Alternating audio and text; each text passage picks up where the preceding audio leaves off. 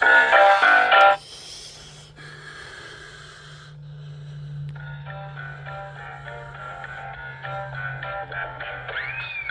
in, we'll take you for a spin and show you round the wheelie world. Hop on, it's fun to come along and take a look at Wheelie World. You'll be surprised how good it feels to zoom around all the wheels so merry. Oh, whoopee! You don't need a ticket for a ride, you're on for free, and if you see no witch vanilla, don't be worried, for there's no cause for alarm. 'Cause we've got Jolton, who's the dragon, he will keep you free from harm. It's fun at any time of year, so put your wheel in second gear and then hold tight. All right, we'll show you all the sights of Wheelie World.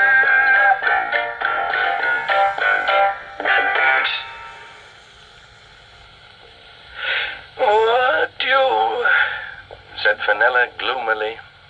Look at them all, laughing and smiling. I'm sick of it. It doesn't seem to matter how hard I try. I can't get my misery to stick.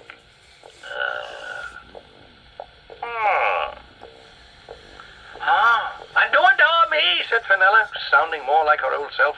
I don't want your pity, and you lot. Get down there and find out what's going on this time. There were a lot of smiling faces in Wheelie World, and it was because it was nearly New Gear, a time when wheelies get new tires, new axles, and give one another not Christmas boxes, but new gear boxes. And they all made new gear resolutions.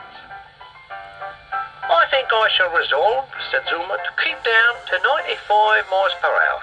Good boy, said Queen Doris. I shall resolve not to lose my temper at Otto's stupidity so often. And I shall resolve not to take any notice when you do, my dear, said Otto. What about the minister? Well, Your Majesty will endeavour, as my resolution, to avoid any circumlocutory verbiage which might deviate from the optimum duration. Yes, said the king. But at this rate you won't be finished by New Year. At that moment, Chorlton arrived on the scene.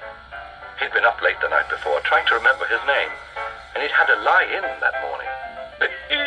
Hello, he said. What's going on? We're making our New Year resolutions, said Angus McWheely. What's your resolution? Chorlton looked very puzzled. Oh, my resolution will be to, Suddenly he brightened up. My resolution will be to find out what the resolution is. Hey, what's your revolution, Angus? My resolution, said Angus mysteriously, is to give you a big surprise. Go away, said Chorlton. Come round the back of the village, Angus was whispering by now. I've got something to show you. But aren't we supposed to be making up revolutions? Resolutions, said Angus. That'll keep. Come on. And so the pair of them slipped quietly out of the village without anybody noticing. Except, of course, the toadies. The minute they saw Chorlton leave the others, they popped back to Fenella with the news. Oh, Chorlton less away and making resolutions. Well, I'll make a resolution, he screeched. If I don't get him in my power this time, I'll chuck it all in and leave. Promises, said Riley. Now then, Claptrap, just get on with it and come up with something good. I mean bad. You know what I mean.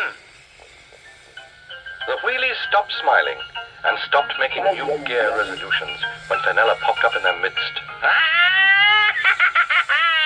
She screeched. Frightened them old Fenella, aren't you? They looked round desperately for their friend Chorlton, whose happiness magic was stronger than Fenella's evil, but he was nowhere to be seen.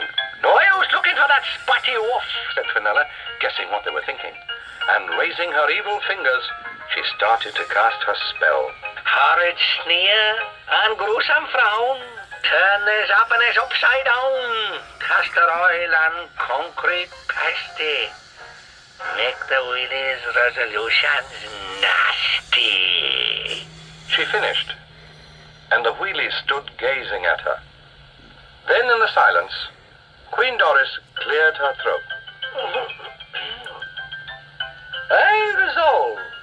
said, to make Otto do the washing up every night. And I resolve, said the king, to break every dish I wash. My new gay resolution, Zuma clipped in, will be to frighten 17 old ladies every day. And I resolve, said the minister, to make every speech longer than the one before, and not to have any pauses in between. In other words, same as usual, said Zuma. That's that boy, shouted the minister, and before long, all the wheelies were shouting nastiness at one another, while Fenella grinned at the awful effect her spell was having. It was nice and quiet out in the countryside, and Chorlton trundled along, smiling broadly to himself and picking the odd flower, while Angus bobbed from one side to another as if he were looking for something. And at last, "Aye, here it is. Hey, grand, gradely that is. Hey, what is?" "This," said Angus, "the old exhaust pipe, Orchard. What do you think of that?" "Well," said Chorlton doubtfully, "I think it looks like Queen Doris with her rollers in." "Och, no," said Angus. "That's an exhaust pipe, bush." "No use to me," said the dragon. "I don't smoke." "That's a lot of use to me, though." Angus was being mysterious again. He lifted the bush out of the ground, stuffed it under his arm, stuck one of the pipes in his mouth, and blew.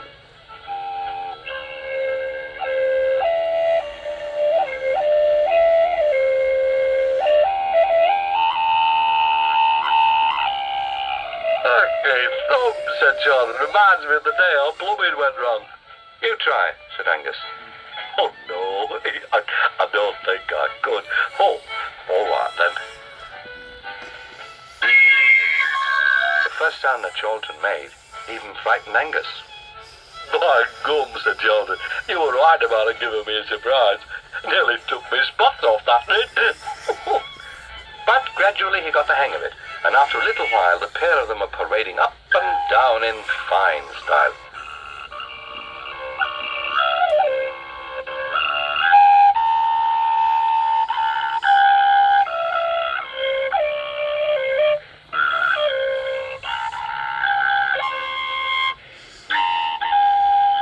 "Right, fine, Jimmy," said Angus. "And now I suppose we're ready to go back to the village and give them all a surprise." "What a great idea," said Charlie. "Come on."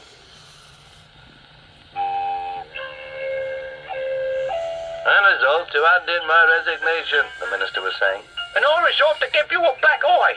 And I resolve to do this more often," cackled Fenella, who was enjoying herself enormously. "You are in my power. Nothing can stop me now. Nothing!" "Eh? What's that?" She stopped. The wheelies stopped too. There was a sound, the like of which they had never heard before. "I resolve," said the Queen, "to get you to fix the plumbing, Otto." "I know I resolve." Zuma was about to say something awful, when quite suddenly, the sour feeling that he'd had since Fenella arrived left him, as Chorlton's magic drifted across Wheelie Village with the sound of the pipes.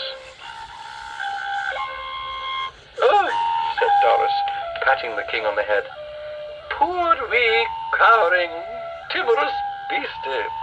"Aye, we'll take a cup of kindness yet, for the sake of our lang syne." "Stop that! You're supposed to be miserable! Oh, Joe, is that terrible noise?" She clapped her hands to her ears, but the noise was getting louder all the time, until at last Angus and Chorlton marched into the village.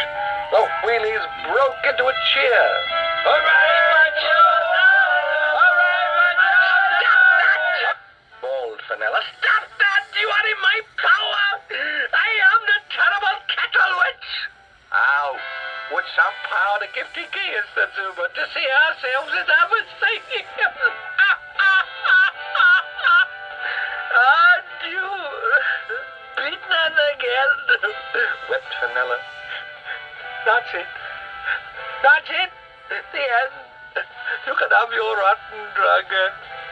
I'm going away forever." And she popped off back to the kettle, screeching and weeping as she went. "Oh," said Chorlton to Angus, Our simple melody seemed to have plucked at her heartstrings. Yeah, said Zuma. Well, perhaps she likes music. Oh, well. Bye-bye, little old lady, called Charlton. Then he turned to Angus. Play on back, Duff. I don't stop till I've had enough.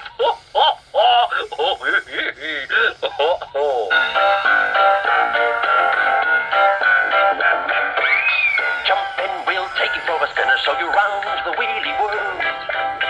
Hop on, it's fun to come along and take a look at Wheelie World. You'll be surprised at what it feels to zoom around all the young wheels so merry.